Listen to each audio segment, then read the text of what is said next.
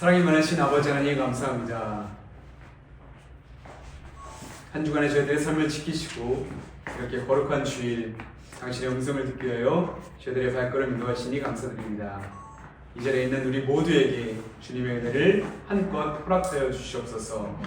말씀으로 당신의 살아계심을 증명하여 주시고 또한 우리 가운데 당신이 살아계시고 우리를 구원하시는 분이라는 사실을 우리가 믿게 하여 주시옵소서. 주간장 말씀 전하오니 성령님 함께할 줄 믿사오며 이 모든 말씀 살아계신 예수님 이름으로 기도하옵나이다. 아멘. 한 해를 마무리하는 교회력 마지막 주일이자 한 해 동안 베풀어 주신 은혜에 감사하는 추수감사 주일에 예배 자리로 나오신 여러분들을 주님의 이름으로 환영하고 축복합니다. 우리 옆에 계신 분들과 이렇게 인사하고 시작하겠습니다. 한 해 동안 주님이 당신과 함께 하셨습니다. 한 해 동안 주님이 당신과 함께 하셨습니다. 나태주 시인의 한들한들이라는 시집에는 감사라는 제목의 시가 있는데요. 제가 낭독하며 말씀을 시작하려고 합니다. 살아서 숨 쉴 수 있음에 감사, 너를 만날 수 있음에 감사, 목소리 들을 수 있음에 감사, 사랑할 수 있음에 더욱 감사, 하나님한테 용서받을 수 있음에 더더욱 감사. 시인은 우리가 숨을 쉬고 사랑하는 사람을 만나고 그의 목소리를 들을 수 있고 사랑할 수 있음에 감사한다고 고백합니다. 그러면서 마지막으로 하나님께 용서받을 수 있음에 더더욱 감사한다고 고백하죠. 이 시간에 우리도 마찬가지입니다. 오늘 추수감사주일은 하나님이 변함없이 우리와 함께 하셨다는 사실을 기억하며 감사하는 날입니다.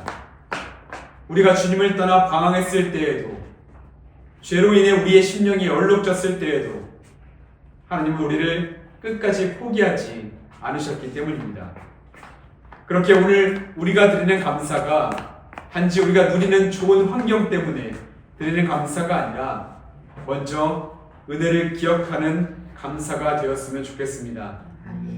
사랑의 하나님, 용서하시는 하나님, 참고 기다리시는 하나님, 우리를 당신의 자녀 삼아주신 하나님, 무엇보다 우리에게 구원의 은혜를 베풀어 주신 하나님을 기억하며 범사에 감사하는 복된 삶을 사는 저와 여러분들 되기를 주님의 이름으로 축복합니다. 아멘. 아멘. 오늘 우리가 함께 나눌 빌립보서의 말씀은 기쁨의 서신이라고 불리는 성경입니다. 4장밖에 안 되는 짧은 말씀이지만 그 안에 기쁨, 기뻐하라 라는 단어가 무려 14번이나 등장하기 때문이죠. 근데 우리가 잊지 말아야 할 놀라운 사실 하나는 바울이 이 기쁨의 편지를 기록한 곳이 안락한 서재가 아니라 차갑고 어두운 로마의 감옥이었다는 것입니다. 당시 감옥은 자유가 박탈되고 미래가 보장되지 않고 언제 갑자기 죽을지 모르는 두려움의 장소였습니다. 근데 놀랍게도 빌립보서에는 바울이 자신의 처지를 비관한다거나 하나님을 원망한다거나 이런 구절이 단 하나도 나오지 않습니다. 오히려 그는 감옥 밖에 있는 성도들을 향해 이렇게 외치게 되죠. 기뻐하라. 내가 다시 말한다. 기뻐하라. 염려하지 마라. 감사해라. 이렇게 말합니다. 바울은 어떤 상황 속에서도 흔들리지 않는 기쁨과 감사의 원천이 어디에 있는지를 자신의 온몸으로 증명하고 있었던 것이죠. 다시 말해 바울이 말하는 기쁨과 감사는 좋은 환경과 조건에서 나오는 그런 긍정적인 마음에서 나오는 감사가 아니라 최악의 상황, 절망적인 상황에서도 선하신 하나님을 신뢰하며 그분의 인도하심을 붙들 때 하늘로부터 부어주는 그런 은혜의 선물임을 빌립보 교인들과 그리고 지금 이 자리에 있는 우리 모두에게 전해주고 있다는 것입니다. 이제 말씀을 자세히 살펴보면 6절에서 바울은 이렇게 말합니다. 빌립보서 4장 6절 말씀입니다. 아무것도 염려하지 말고 다만 모든 일에 기도와 간구로 너희 구할 것을 감사함으로 하나님께 아뢰라. 여기서 염려하다로 번역된 헬라어 메림나오는 매우 중요한 의미를 담고 있습니다. 이 단어는 나누다라는 뜻을 가진 메리조에서 유래한 단어로 염려란 우리의 마음이 나뉘는 것을 의미합니다. 하나님께 온전히 집중되어야 할 우리의 마음이 하나님과 세상 사이에서 그리고 믿음과 불신 사이에서 갈기갈기 찢어지고 분열되는 상태, 그것이 바로 성경이 말하는 염려의 실체라고 말하고 있는 것이죠. 이는 마치 첫째 성서공덕이었던 신명기 8장의 이스라엘 백성들의 모습과도 맥을 같이 합니다. 하나님이 광야에서 그들을 40년 동안 인도하시며 만나와 메추라기로 먹이시고 구름 기둥과 불 기둥으로 보호하셨지만 그들은 눈앞의 문제 앞에 끊임없이 하나님을 원망하고 불신합니다. 과거의 은혜는 다 잊어버리고 미래의 약속을 의심하며 현재의 문제에 눈이 가리워져 하나님을 향한 신뢰를 다 잃어버렸던 것이죠. 그런데 여러분, 이것은 우리 역시 마찬가지입니다. 우리 삶에는 늘 건강의 문제, 재정의 어려움, 자녀의 미래, 예측할 수 없는 내일 등 수많은 염려가 쉴 새 없이 우리를 혼란스럽게 만듭니다. 세상의 문제 앞에 얼마나 우리가 쉽게 마음이 무너지고 마음이 나뉘고 염려의 노예가 되는지 모릅니다. 그렇다면 여러분, 이처럼 나뉘고 찢어진 마음을 온전하게 회복할 수 있는 하나님의 처방은 무엇이었을까요? 6절을 다시 한번 보겠습니다. 아무것도 염려하지 말고 다만 모든 일에 기도와 간구로 너희 구할 것을 감사함으로 하나님께 아뢰라. 아멘. 아멘. 여기서 놓쳐서는 안 될 가장 중요한 단어가 하나 있습니다. 바로 감사함으로 라는 단어입니다. 바울은 우리의 모든 필요와 소원을 하나님께 아뢰되 반드시 감사라는 그릇에 담아 아뢰라고 강력하게 권면합니다. 근데 여러분, 왜 기도의 전제 조건이 감사여야만 하는 것일까요? 염려가 가득한데 어떻게 감사가 나올 수 있다는 그런 말일까요? 그 답을 찾기 위해 잠시 복음서 말씀이었던 누가복음 17장의 이야기로 한번 들어가 보겠습니다. 예수님이 사마리아와 갈릴리 사이의 한 마을에서 10명의 나병 환자를 만나셨습니다. 당시 나병은 하늘이 내린 형벌이라 불리며 육체적 고통뿐 아니라 가족과 사이로부터 쫓겨나 철저히 격리되어야만 했던 끔찍한 질병이었습니다. 그들은 모든 소망이 끊어진 절망의 한복판에서 예수님을 향해 멀리 서서 목청껏 소리 지르게 되죠. 예수 선생님이여, 우리를 불쌍히 여겨 주옵소서. 예수님은 그들의 절박한 외침을 외면하지 않으셨고 가서 제사장들에게 너희의 몸을 보이라 라고 명령하시게 됩니다. 놀랍게도 그들은 제사장에게로 가는 도중에 몸이 깨끗하게 치유되는 기적을 경험하게 되죠. 죽음과도 같았던 끔찍한 질병에서 벗어나 새로운 삶을 얻게 되었으니 그 기쁨과 감사가 얼마나 컸겠습니까? 그런데 10명 중에 오직 한 사람, 사마리아 사람만이 자기가 나은 것을 보고 하나님께 영광을 돌린 이후에 예수님께 돌아와 그 발 앞에 엎드려 감사를 표현하게 됩니다. 그때 주님께서 깊은 탄식과 함께 이렇게 부르시게 되죠. 아니 10사람이 다 깨끗함을 받지 아니하였느냐? 그 9은 다 어디 갔느냐? 이 이방인 외에는 하나님께 영광을 돌리러 돌아온 자가 없느냐? 라고 말이죠. 그렇다면 여러분, 돌아오지 않는 9명에게는 감사가 없었을까요? 아니겠죠. 그들도 분명히 기뻐하고 감사했을 것입니다. 아마 그들은 한시라도 빨리 제사장에게 가서 자기가 몸을 깨끗이 나은 것을 확인한 후에 가족에게 돌아가서 이 기쁨을 나누고 싶었을 것입니다. 그들의 행동은 인간적인 모습으로 볼 때는 충분히 이해가 가는 그런 행동이라고 생각할 수 있죠. 그러나 안타까운 것은 그들의 감사는 문제 해결, 즉 병이 나았다는 기적에만 머물렀다는 것입니다. 그들은 자신을 고쳐주신 은혜의 근원 되시는 예수님, 그분은 잊어버리고 말았던 것이죠. 그분은 뒷전이 되어버리고 말았던 것입니다. 그러나 돌아온 한 사람은 달랐습니다. 그가 어떤 사람인지 설명해주는 말씀이 바로 15절 16절인데 제가 읽어드리겠습니다.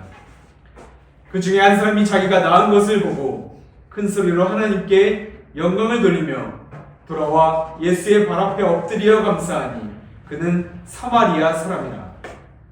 여기서 사마리아 사람이 병이 나온 후 가장 먼저 한 행동이 무엇이었습니까? 큰 소리로 하나님께 영광을 돌렸다고 말합니다. 공동번역 성경에는 하나님을 찬양했다라고 말하죠. 그리고 그것에 그치지 않고 당장 예수님을 찾아가 그 앞에 엎드려 감사를 표현했습니다. 왜일까요? 그는 예수님이 누구인지 알았기 때문이었습니다. 나에게 찾아오셨던 저분이 단순히 신비한 능력으로 병을 치유해주는 사람이 아니라 하나님이 나를 사랑하셔서 나를 위해 보내신 하나님의 아들이며 죄인이 나를 구원하시기 위해 나를 살리시기 위해 신이 내려오신 구세주라는 사실을 깨닫고 믿게 되었던 것입니다. 그렇습니다. 은혜 받을 자격 없는 나를 찾아오셔서 자비를 베푸시고 평생 자신을 괴롭혔던 병을 말씀으로 치유해 주신 분이 바로 주님이심을 믿음으로 보게 되었을 때 그의 안에서 역사하시는 성령 하나님께서 그 마음을 감동시키사 감사가 터져나오게 만들어 주셨던 것이죠. 그렇게 병이 낫자마자 먼저 하나님께 영광을 돌리고 예수님께 찾아와 감사를 표현할 수밖에 없었던 것이었습니다. 이후에 어떻게 되었을까요? 예수님은 그에게 놀라운 선포를 하시게 되죠. 일어나 가라. 내 믿음이 너를 구원하였느니라. 9사람은 육체의 치유를 받았지만 돌아온 이 한 사람은 영혼의 구원까지도 선물로 받게 되었던 것입니다. 사랑하는 여러분, 이것이 바로 바울이 말한 감사함으로의 비밀입니다. 우리의 기도가 단순히 문제 해결을 위한 주문이나 소원 성취를 위한 수단에 머무는 것이 아니라 어떤 문제와 상황 속에서도 나를 사랑하시는 하나님, 죄인이 나를 구원하시기 위해 생명을 내어주신 예수님, 그 은혜를 기억하고 신뢰하며 드리는 감사의 고백이 될 때 우리는 비로소 염려의 깊은 수렁에서 빠져나올 수 있게 된다는 말씀입니다. 그리고 바로 그 순간 빌립보서 4장 7절의 놀라운 약속이 우리의 삶에 이루어지게 되는 것입니다. 우리가 함께 읽어보겠습니다. 그리하면 모든 지각에 뛰어난 하나님의 평강이 그리스도 예수 안에서 너희 마음과 생각을 지키시리라. 아멘. 세상이 줄 수도 알 수도 없는 하늘의 평강이 우리의 나는 마음과 생각을 온전히 지키시고 보호하시는 놀라운 은혜를 경험하게 된다고 말씀하고 있는 것입니다. 이제 바울은 한 걸음 더 나아가 감옥이라는 극한의 상황 속에서도 흔들림 없이 기뻐하고 감사할 수 있었던 자신의 영적 비밀을 11절과 12절에서 이렇게 고백합니다. 내가 궁핍함으로 말하는 것이 아니니라. 어떠한 형편에든지 나는 자족하기를 배웠노니 나는 비천에 처할 줄도 알고 풍부에 처할 줄도 알아. 모든 일 곧 배부름과 배고픔과 풍부와 궁핍에도 처할 줄 아는 일체의 비결을 배웠노라 라고 고백합니다. 바울은 자신이 풍부할 때 교만하지 않고 궁핍할 때 비굴하거나 절망하지 않는 자족의 비결을 배웠다고 설명합니다. 여러분, 어떻게 인간이 이런 경지에 이를 수 있다는 말일까요? 이것은 긍정적인 마인드나 우리의 의지나 노력으로는 할 수 있는 것이 절대로 아닙니다. 그 비결이 바로 신명기 8장의 핵심 메시지와 깊이 연결되어 있음을 우리는 발견할 수가 있죠. 하나님께서 이스라엘 백성들을 40년이라는 긴 시간 동안 광야길로 인도하시며 낮추시고 시험하셨습니다. 그 목적은 분명했습니다. 그들이 떡으로만, 즉 물질적인 풍요로만 사는 존재가 아니라 하나님의 입에서 나오는 모든 말씀으로 살아가는 영적인 존재임을 깨닫게 하기 위함이었습니다. 그리고 마침내 젖과 꿀이 떨어지는 그런 약속의 땅에 들어가 풍요를 누리게 될 때 그들의 마음이 교만해져서 내 능력과 내 손의 힘으로 내가 이 재물을 얻었다 말하며 그들을 먹이시고 입히시고 인도하신 하나님을 잊어버릴까 염려하시며 강력하게 경고하셨습니다. 그래서 2절을 보면 이스라엘 백성들에게 모세가 뭐라고 말합니까? 내 하나님 여호와께서 이 40년 동안에 내게 광야길을 걷게 하신 것을 기억하라. 이는 너를 낮추시며 너를 시험하사 내 마음이 어떠한지 그 명령을 지키는지 지키지 않는지 알려 하심이라. 아멘. 모세는 기억하라고 말씀합니다. 그렇습니다. 신앙의 핵심은 바로 기억입니다. 바울이 터득한 자족의 비결은 지금 눈앞에 펼쳐진 상황이 아니라 과거의 모든 순간 속에서 신실하게 자신을 붙드셨던 그 은혜를 기억하며 미래의 모든 길을 가장 선하게 인도하실 하나님을 신뢰하는 믿음이었습니다. 그렇게 그는 13절에서 이 위대한 선포를 할 수 있었던 것입니다. 내게 능력 주시는 자 안에서 내가 모든 것을 할 수 있느니라 라고 말이죠. 아멘. 감옥 안에서도 풍랑 속에서도 나를 붙드셨던 주님의 손길을 기억하기에 자족하며 감사할 수 있다는 놀라운 선언이었던 것입니다. 제2차 세계대전 당시 나치 수용소에서 기적적으로 살아남은 코리 텐봄 여사의 귀한 이야기가 하나 있는데 여러분과 잠시 그 이야기를 나눠볼까 합니다. 코리 텐봄은 언니 베시와 함께 독일의 악명 높은 라벤스비르크 여성 수용소에 갇혔을 때 몰래 숨겨온 작은 성경 한 권으로 매일 밤 왁사의 여성들과 함께 비밀리에 예배를 드렸습니다. 그러나 그들이 머물던 막사는 환경이 너무나 열악하여 늘 벼룩이 들끓는 곳이었습니다.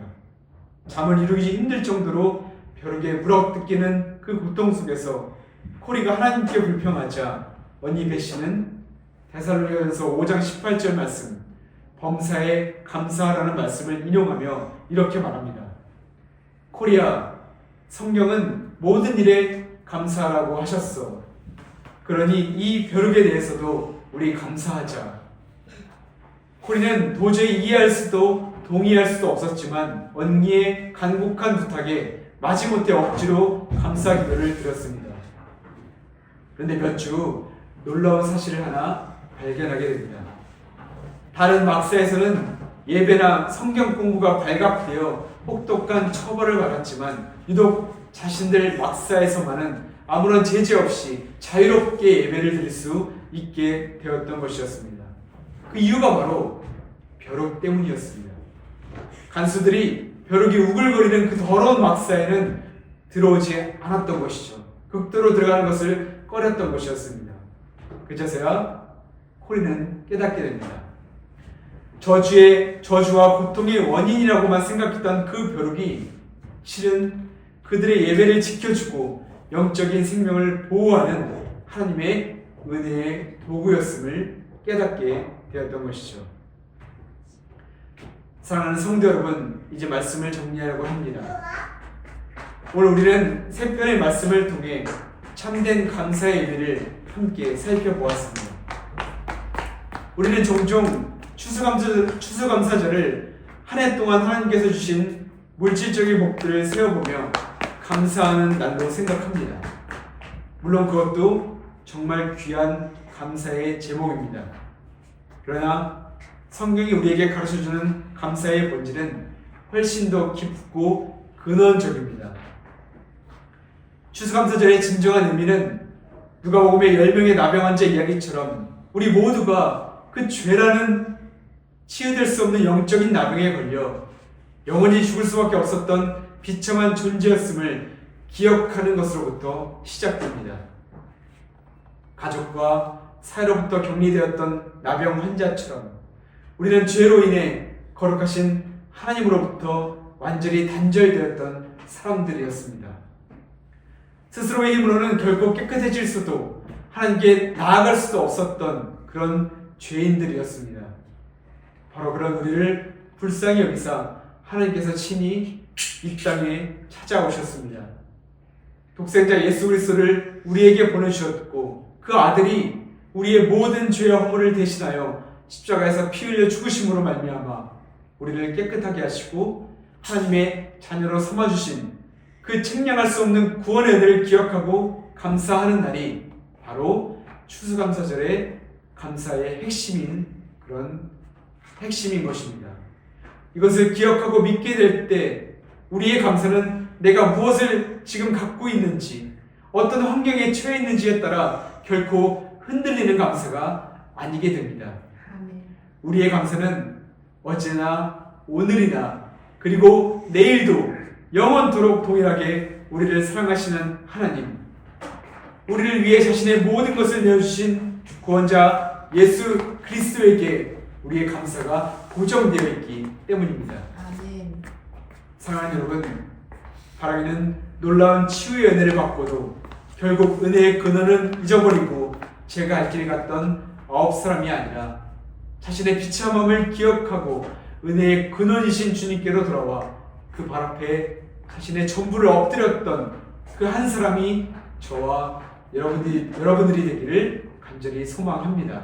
아멘. 우리의 삶에 염려의 파도가 밀려올 때 그 자리를 한번 기도의 자리로 바꾸어 보시기를 바랍니다. 아멘.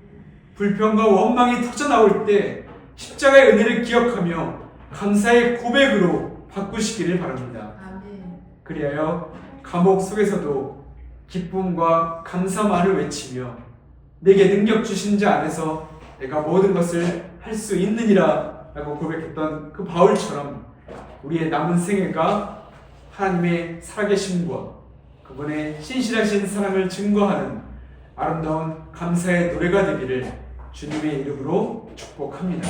아멘. 아멘. 기도하겠습니다.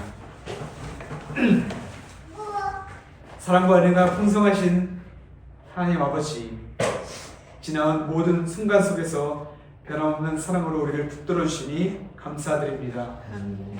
바라기는 십자가에서 모든 것을 내어주신 예수 그리스도만 바라보는 자가 되게 하여 주옵소서. 아멘.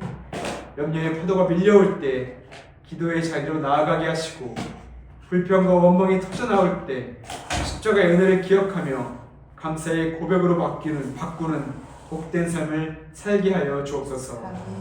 그래 우리의 남은 모든 생애가 하나님의 살아계심을 증거하는 아름다운 감사의 노래가 되기를 간절히 소망하며 우리를 구원하신 예수 그리스도의 이름으로 간절히 기도하옵나이다. 아멘. 아멘.